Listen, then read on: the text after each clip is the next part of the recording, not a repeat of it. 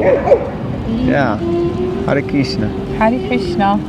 So we're out in the sunshine today. You can see the blue sky behind us. Yes. And the sun is shining directly in the eyes. That's good. But yeah, vitamin C. It's D. D. You say I never agree with you, but it's easier if you get it right. Maybe there's some C coming from the sun too. I mean, if you eat oranges. See what's in the Bhagavatam. Oh yeah, I get it. It's vitamin C because with the light of the sun you can see. See. Ah, is that a joke? Okay. All right. Canto 3, Chapter 23, Text 45. Devahuti's lamentation. Text what? 45. No? I've got 42. No. 45. Are we not? Definitely 45. Okay. Om Namo Bhagavate Vasudevaya. Om Namo Bhagavate Vasudevaya. Om Namo Bhagavate Vasudevaya. Alright.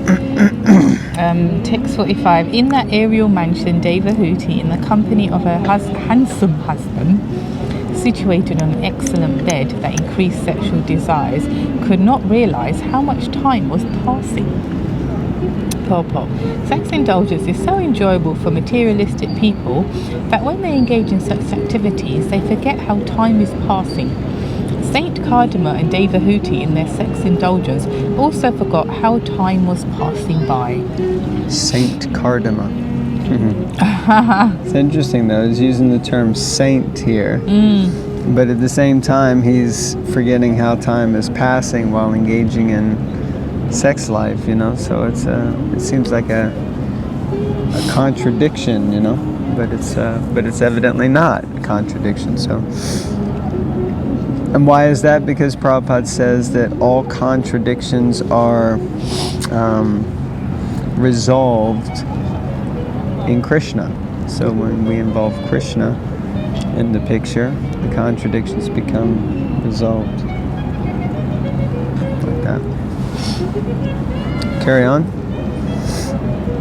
Okay. While the couple who eagerly longed... You just read, didn't you? Yeah, well you said carry on. I mentioned, shall we carry on? Oh, that's an important word, shall we? And that means, yeah. Alright, cool, get on with it.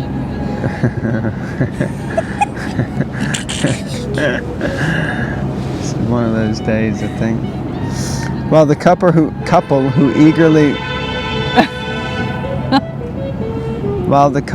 eagerly longed for sexual pleasure were thus enjoying themselves by virtue of mystic powers.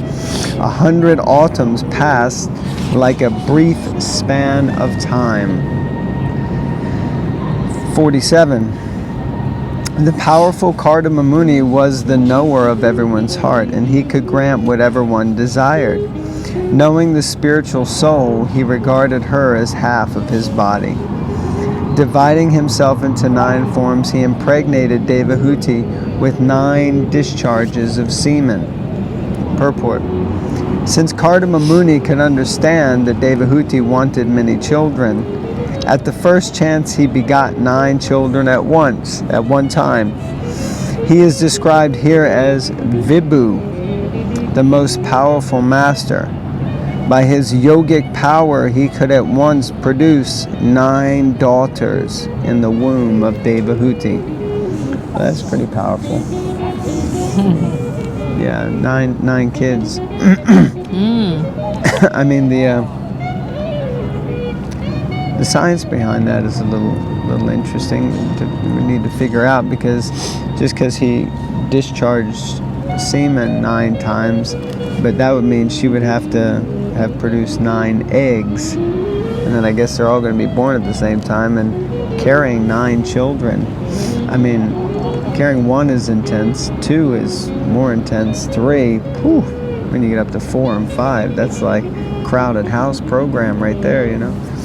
So yeah, but these are not ordinary individuals, these are exalted personalities. So Text 48. Immediately afterward, on the same day, Devahuti gave birth to 9 female children. There you go. Like I said, they're not ordinary people. All charming in every limb and fragrant with the scent of the red lotus flower. Purport. Devahuti, so because we're in public, you know, we look like Don't matter. we look like reading stuff, you know. Devahuti was too sexually excited, and therefore she discharged more ova, and Answers the 9 question. daughters were born. There you It is go. said in the Smriti Sastra as well as in Ayurveda that when the discharge of the male is greater, male children are begotten. But when the discharge of the female is greater, female children are begotten. It appears from the circumstances that Devahuti was more sexually excited, and therefore she had 9 daughters at once. All the daughters, however, were very beautiful, and their bodies were nicely formed. Each resembled a lotus flower and was fragrant like a lotus. Wow, there you go. So again, that statement, I think it's been noted once, just about the begetting of male and female children, so like that. Yeah, it's interesting because, coming from Indian family, women are the ones that are told, not like as if they're responsible why we don't have sons, but it's a male that produces it. Yeah, well, I mean, my understanding is it's at the time of conception, it's whoever is more, let's say, dominant or excited is the word used here. So when the discharge of the male is greater, male children are begotten when the discharge of the female is greater. So in the, we don't need to get too much into it, but No, we don't. it's whoever's It's a more family into show. the program is ultimately the thing. So All right, let's draw a line. okay, line drawn. Text 49. When she saw her husband about to leave home, so here you go. For 100 autumns, they were engaging in sexual activity. Then he gave her 9 daughters. He impregnated her with 9 daughters. The next day, she gave birth to those 9 daughters, who were all beautiful like a red lotus and smelled like a red lotus. And then, after that, he was packing his bags and hitting the road. Okay. I mean, this sounds like something out of a modern day soap opera or something. When she saw her husband about to leave home, she smiled externally, but at heart she was agitated and distressed. Kardama Muni finished his household affairs quickly by his mystic power. The building of the castle in the air, traveling all over the universe with his wife in the company of beautiful girls, begetting of children, were finished, and now, according to his promise to leave home for his real concern of spiritual realization, after impregnating his wife, he was about to go away. Seeing her husband about to leave, Devahuti was very disturbed, but to satisfy her husband, she was smiling. The example of Kardama Muni should be understood very clearly. A person whose main concern is Krishna consciousness, even if he is entrapped in household life, should always be ready to leave household enticement as soon as possible. Interesting. Thoughts? It might seem like it's all quick, but there's like it said, it was 100 years, wasn't it? Well, it was 100 years. It seems it was 100 years once they got back from traveling around. They must have traveled around for quite some It wasn't time as that, well. yeah. So it's a different era, different yuga, but Yeah, there's definitely a different yuga. They weren't just together for like a week, Yeah, I can't remember whether this is. It must be Satya Yuga, I would have thought. So yeah, because he was meditating for a long time. Not as hay well. fever. Uh-oh. Hey. All right, text 50. She stood and scratched the ground with her foot. which was radiant with the luster of her gem-like nails. Her head bent down, she spoke in slow yet charming accents, suppressing her tears. Devahuti was so beautiful that her toenails appeared just like pearls, and as she scratched the ground, it appeared as if pearls had been thrown on the ground. When a woman scratches the ground with her foot, it is a sign that her mind is very disturbed. These signs were sometimes exhibited by the gopis before Krishna. When the gopis came in the dead of night and Krishna asked them to return to their homes, the gopis also scratched the ground like this because their minds were very disturbed. So it's kind of like a nervous habit. Yeah. You can see people do that even now today. You probably know some people that start like, rubbing their, scratching their toes. Yeah, you do that, don't you? No.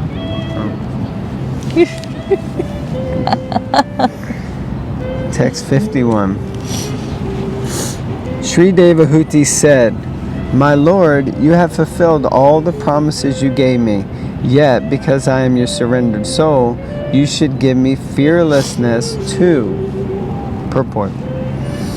Devahuti requested her husband to grant her something without fear. As a wife, she was a fully surrendered soul to her husband, and it is the responsibility of the husband to give his wife fearlessness. How one awards fearlessness to his subordinate is mentioned in the 5th canto of Srimad Bhagavatam. One who cannot get free from the clutches of death is dependent, and he should not become a spiritual master, nor a husband, nor a kinsman, nor a father, nor a mother, etc. It is the duty of the superior to give fearlessness to the subordinate, to take charge of someone, therefore, either as father, mother, spiritual master, relative, or husband. One must accept the responsibility to give his ward freedom from the fearful situation of material existence. Material existence is always fearful and full of anxiety. Devahuti is saying, "You have given me all sorts of material comforts by your yogic power, and since you are now prepared to go away, you must give me your last award so that I may get free from this material conditioned life." That's pretty intense. Wow. Yes. Thoughts? Very demanding. Seems like, yeah. No wonder he wants to leave. Text 52. My dear Brahmana, as far as your daughters are concerned, they will find their own suitable husbands and go away to their respective homes. But who will give me solace after your departure as a sannyasi? Purport. It is said that the father himself becomes a son in another form. The father and son therefore considered to be non-different. A widow who has her son is actually not a widow because she has the representative of her husband. Similarly, Devahuti is indirectly asking Khaga Muni to leave a representative so that in his absence she might be relieved of her anxieties by a suitable son. A householder is not expected to remain at home for all his years. After getting his sons and daughters married, a householder can retire from household life, leaving his wife in the charge of the grown-up sons. That is the social convention of the Vedic system. Devahuti is indirectly asking that in his absence from home, there be at least one male child to give her relief from her anxieties. This relief means spiritual instruction. Relief does not mean material comforts. Material comforts will end with the end of the body, but spiritual instruction will not end. It will go on with the spirit soul. The instruction in spiritual advancement is necessary, but without having a worthy son, how could Devahuti advance in spiritual knowledge? It is the duty of the husband to liquidate his debt to his wife. The wife gives her sincere service to the husband and becomes indebted to her, because one cannot accept service from his subordinate without giving him something in exchange.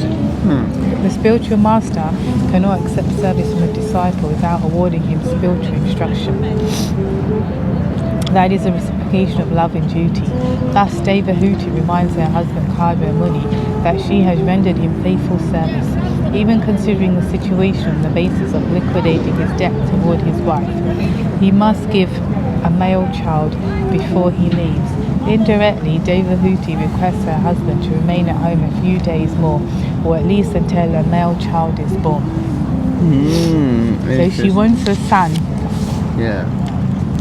And she obviously knows the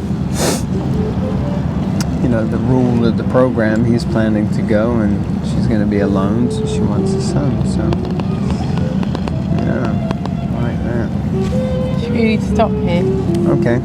It's a bit sunny. It's a bit sunny. Sunny, shiny. Okay, so we'll pick up tomorrow again. Stay tuned. Read outside, read inside, just read. Srimad Bhagavatam. Hare Krishna. Hare Krishna. All glories to Prabhupada.